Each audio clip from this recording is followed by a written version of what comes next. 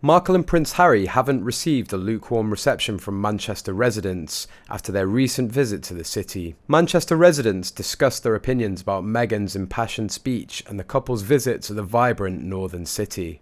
Michelle, a nurse from Didsbury, said she doesn't really care what Harry and Meghan have to say.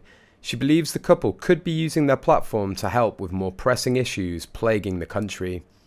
There's more important things happening at the minute, like the cost of living crisis. Maybe they could use their platforms to help with that, she added. The event gained some criticism as the young leaders were made to fork out for the tickets and travel to the event, with tickets reportedly costing more than £1,000 per day to attend. Ben Goldsborough, a trainee solicitor from Chorlton, said the ticket price is extortionate and excludes people from disadvantaged backgrounds. He added, "As soon as you attach a price, especially one that expensive, then it does make it more based on your background and how privileged you are. I understand these things do cost money, but I think that's quite extortionate." No crowds were at the One Young World Summit in spite of Harry and his wife begging their followers to show up. Inside, the camera angle was incredibly tight since most seats were empty. You're not supposed to believe that truth, but there it is. Critics have reacted savagely to Meghan Markle's keynote speech at the One Young World Summit in Manchester, in a speech that, according to royal expert Daniela Elsa, tipped over into the ridiculous.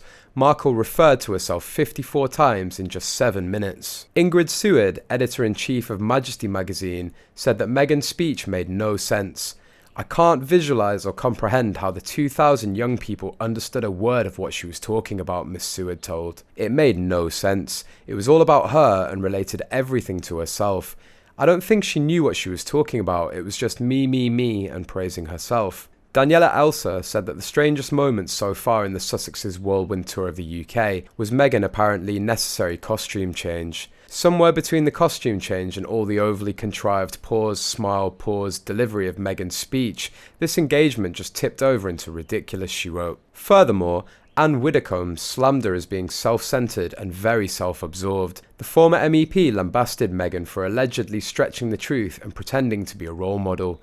She slashed, "I mean, if you ask me whether Meghan Markle is a role model, I'd say a role model of everything that you don't want to be." Miss Widdecombe blasted, "She's incredibly self-centered, very self-absorbed, and of course she is also a very loose relationship sometimes with the truth, which she described as the truth. Now there's truth and there's falsehood. There isn't somebody's individual truth." Royal expert Kinsey Schofield claimed that Meghan in particular is especially excited to return to the United Kingdom to be in the spotlight and highlight causes close to her.